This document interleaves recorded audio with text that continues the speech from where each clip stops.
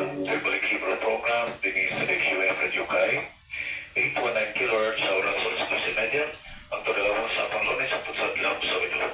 Kini si Mauriel Zaria Gilbert Minyo sa Oras Pinas Lawak, Engineer Rodel Atrisa, Region Software Station Manager, mga tibay ka na kanan 099-311-3484. Exonan, ngayon adlaw, isaulog ang celebration sa ika-3,337 years na paghatag sa Torah sa milabay nga 2,448 years from Adam, and that is 1313 sa secular calendar. O ngayong adlaw, ang tanang mga creation niya ni-absorb sa tingog niya siya nga iyang gisulti sa Mount Sinai. Gitawag kiniog Chag Shavuot, the festival of Shavuot, which is also called as Matan Torah, the giving of the Torah. Ang tanang mga langgam mihunong pagtingog o sa tagda nga misulti sa Shem, walay ikaw tungod kay ang tanan nga mga creation mi-absorb sa iyahang tigog.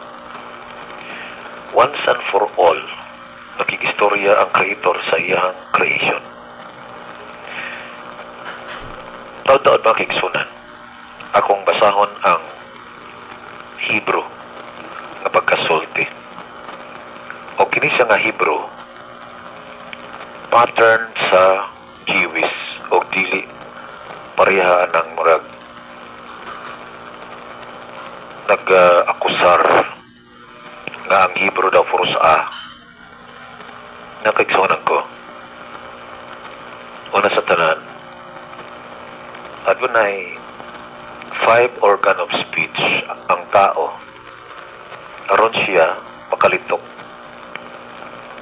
na regardless sa race sa tao, whether Amerikano, Filipino, Arabs, Cebuano, yung man, Jew, pariharata na ay 5 organs of speech na diin, gigamit nato sa paglitok.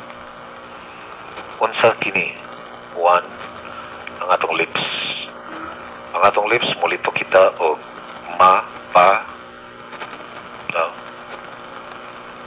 Me, te, mo, pa, and then ang atong ngipon mo ay mulitok sa 6,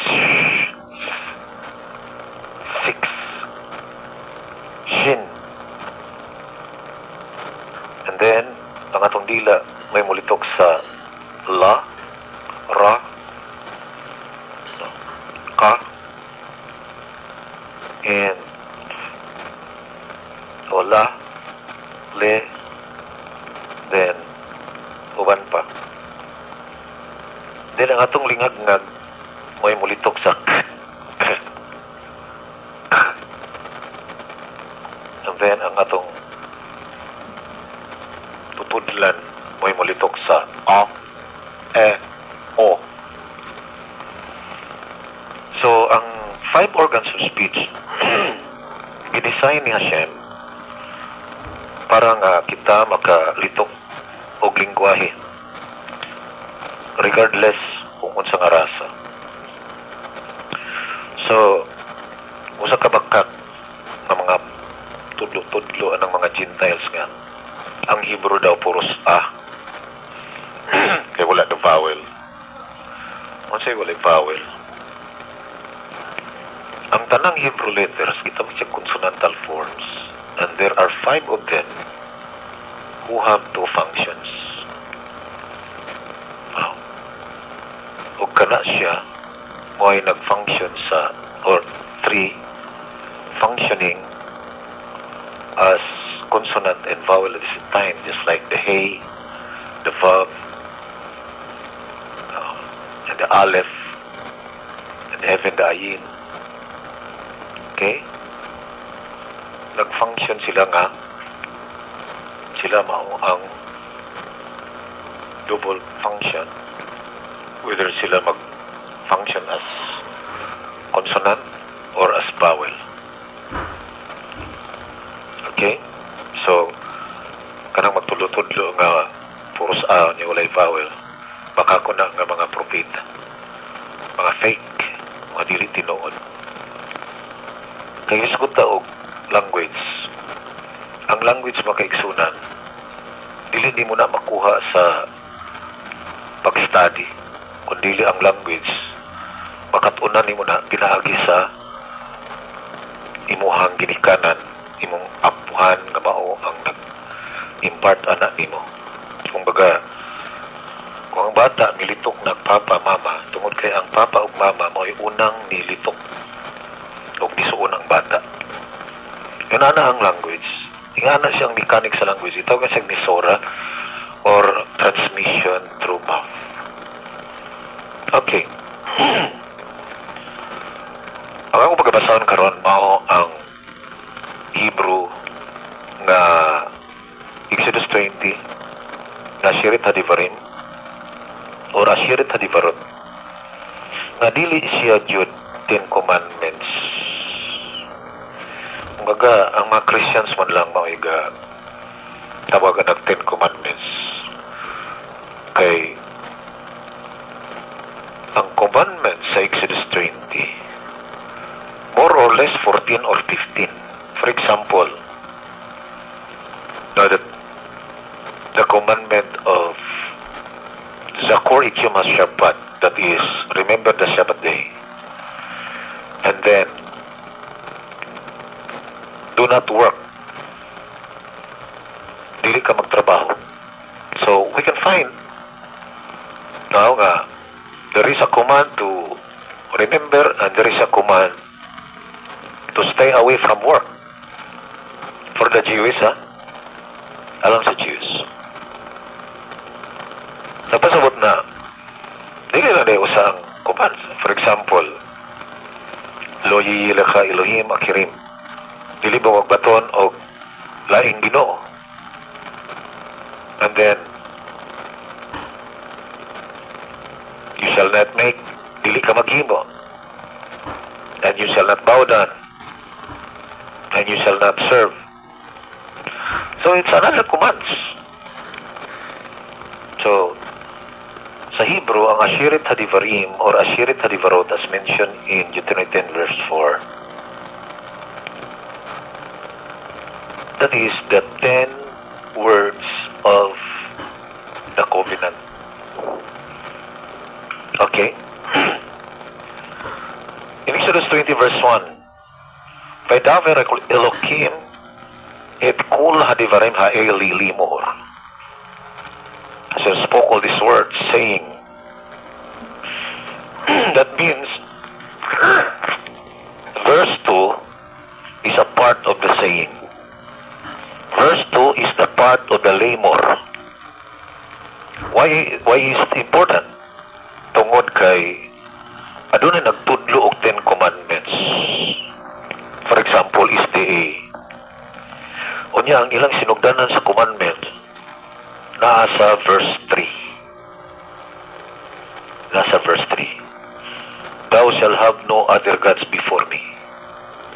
When in fact the beginning of the words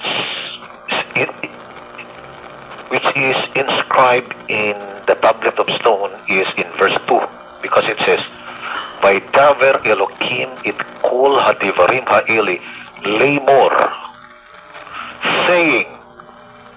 So verse 2 is apart. And the verse 2 it says, Anochi Hashem Elohecha asher hochetecha mi eretz Mitzrayim mi beit avadim. Padayunon ako. Verse 3, Lo yiyilekha Elohim akirim al panay. Verse 4, Lo ta'asilekha pisil v'kol timona asher vashamayim mimahal va'asher ba'aretz mitachat va'asher ba'mayim mitachat la'aretz. Verse 5. Lo tistakave lahim below tavtein ki anoch Hashem Elohika Elkana.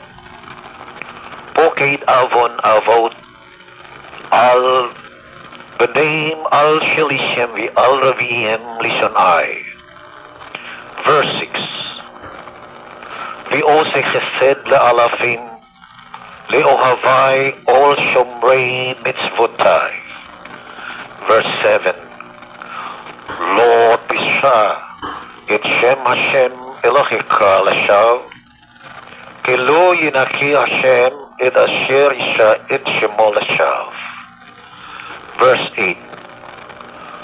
Zachor et yom hashavat lekadesho. Verse 9. Shishet yamim ta'avod v'aseta kol melachtika v'yom hashevi'i shavat la Hashem Eloheka lo ta'ashe kol melacha ata ovenka ovetecha avdika v'amateka o v'himatika v'gercha ashir v'sarecha. Verse 11. Kishishet yamim asa Hashem et hashamayim ve'et haaretz et hayam ve'et kol asher bam vayanach vayom hashevi'i al kein birach Hashem et yom hashavat vaykadshiho. Verse 12. Kavei de davecha ve'et imecha lema'an yarokun yemecha al hadama asher Hashem Eloheka notin lach. Verse 13. Lo tertach lo tenaf lo tignov lo tani vere akha et shaker. 14. Lo tachmod beit re'echa lo tachmod asher re'echa v'avdo v'amitu v'shoro v'chamru v'chol asher le're'echa. Okay. Let's pause. Ano siya ang content na sa papan nga ba to? Ano siya ang content? And it is counted from verse 2 to 14. Sa Christian Bible na kay up to 17. Pero 14 lang na. And sa paghihap sa 120 kabuk 620 kabalo mo kaigsunan adunay 4 types of interpretation sa Torah. Number 1 is pisat, that is remesh, that is plain. Number 2 remesh, that is hint. Number 3 drosh or drash, that is midrash, that is allegorical. And number 4 is sod, that is mystical, by way of geometrical value, mga numero sa Torah, mga numero sa mga litra na adunay equivalent na number. Karon, kung ihapon nimo ang nasulat sa papan nga bato, by the way, ang papan nga bato, mga kaigsunan, pariha ang kalapad sa atubangan, sa likod, sa kilid sa wala, sa kilid sa tuo, o sa ibaba, o sa ilalong. Nga ang nasulat mabasa sa unom ka ang gulo. Kung tuwa ka sa kilid, makabasa ka. Kung tuwa ka sa ibabaw, makabasa ka. O kung tuwa ka sa ilalong, ang litan bitayo ng papan nga bato, mabasa gyapon nimo kay naay sulat sa ilalong. Karon mga kaigsunan, number of letters sa papan nga bato gikan sa verse 2 ngadto sa verse 14 is 620 kabo. O gano'n duha ka basic meaning nganong 620. Number 1, tungod kay ang 613 representing the mitzvot that he gave to Israel. Judaism has 613 commandments, and it is represented by the letters engraved in a tablet of stone. Say for example, dili ka kakita og issue sa kosher issue. Unsay dapat kaonon, sa dili kaonon. Sa tablet of stone. But then it is represented by one letter. That means, dili ka kakita diha og kuman na magbutang og tifilin ang mga Jewish or mizusa sa portahan or turjam sa ilang sira. But then, it is represented by one letter. Karon, yung makita mga kaigsunan when Shabbat was discussed, di ka kakita nga nagisgot og festivals. Itawag siya Yom Tov. And yet it is a part of the commandment of the Shabbat. Why? Because during, for example, the feast of unleavened bread, the commandment was the first day and the seventh day is a Shabbat. And also the commandment of the feast of Sukkot, kanang paghimo og mga payag-payag. Ang first day is a Shabbat and the eighth day is a Shabbat. Then the Day of Atonement, which suggests sa Tesri, pagitawag og Yom Kippur, itawag siya sa Exodus 23 og Shabbaton, which is the Shabbat of all the Shabbat. So gitawag siya Shabbat of all the Shabbat. So ang 613 ka mga litra sa papan nga bato, nag-represent siya sa 613 commandments. Nanalitan, bawal bukaon ng baboy ang mga Jew. Kini siya, di mo makita sa papan nga bato. But it is represented by one letter. And then the 7 letters, 613, and then the 7, because the total is 620. The 7 is the affirmation of Hashem's covenant to humanity that He gave to Adam and transmitted to Noah. And when the Ashirit Hadivarim, or the 10 words of the covenant, was given, it is an affirmation. Usa siya kapag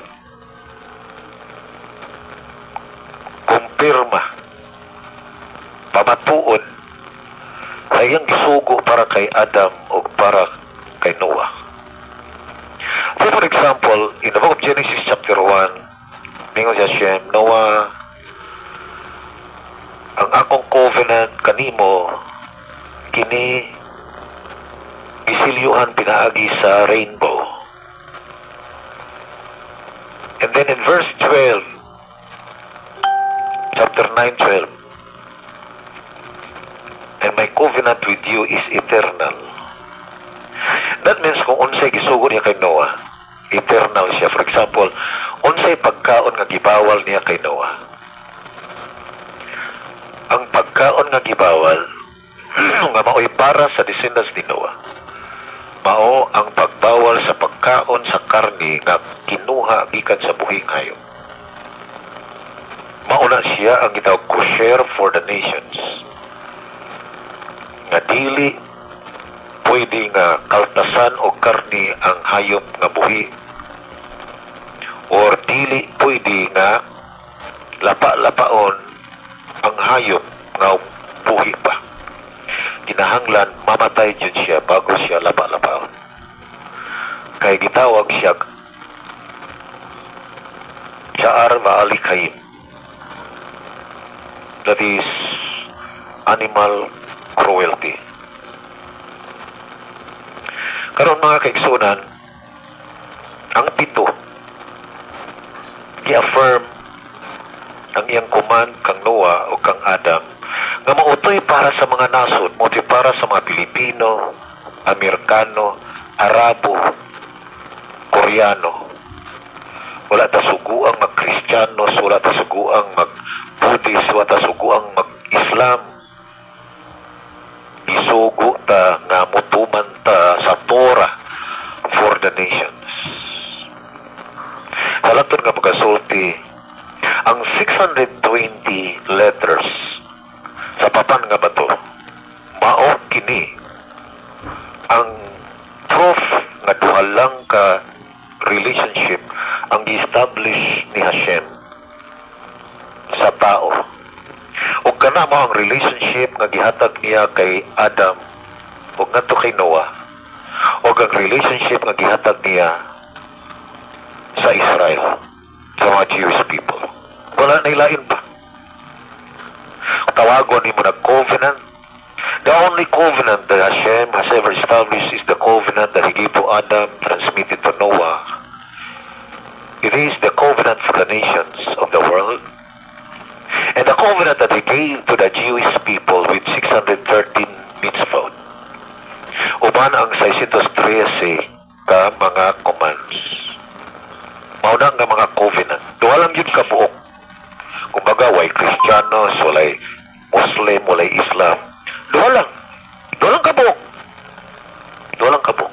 Remember, when Hashem spoke to His creation, sumadron, it is once and for all.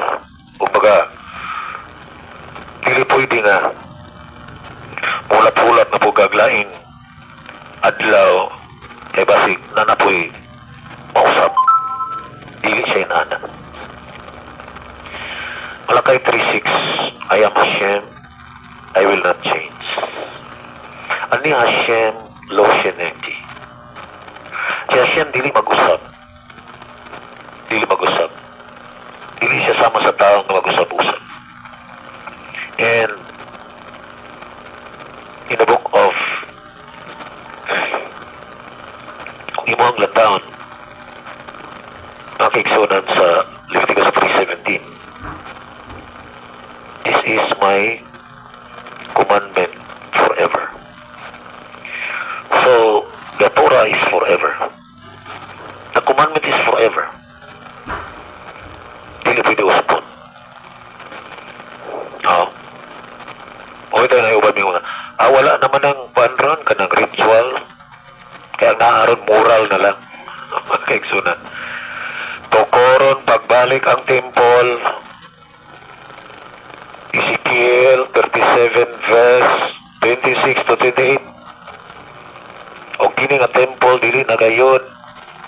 Mabunggag pa. Magang tuyo sa pagtukod pagbalik sa temple para ma-restore ang mga sacrifices o ang pag-restore sa Aaronic priesthood. Aaronic priesthood. So, dili ka pwede nyo nga, wala na ng mga kuwan, mga ritual, kay kuwan na lang ron, mga moral laws na lang, mga moral. Ang kaigsunan ko, si Hashem dili mag-usap. Now, dili siya sa mas tao mag-usap-usap. Sa paghatag niya sa Torah, it is once and for all. O dili pwede nga pagkatang-atang na po ang tao kay basig musulti na po siya usap. Yalahi na po. Because Hashem and His Torah are one. And He will never change His mind. Therefore, ang 620 mao ang proof nga duha lang ka relationship ang establish niya sa kalibutan. And that is one of the reasons why nganong 620. Ikadua, 620 is the grammatical value of the Hebrew word keter nga mao ang crown or corona which is above the head. Keter is composed of 3 letters: Kaf, Tav, Resh. Resh is 200, Tav is 400, and then Kaf is 20. Therefore, 620 is equivalent to the Keter numerical value, which is a crown.